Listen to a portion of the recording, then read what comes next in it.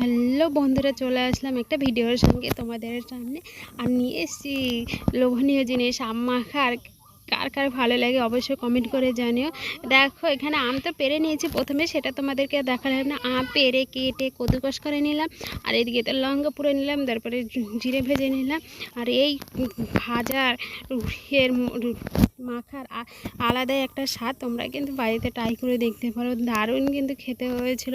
তোমাদের হয়তো দেখে লোভ লাগছে আম মাখাটা, আর কিন্তু খেতেও কিন্তু দারুণ হয়েছিল।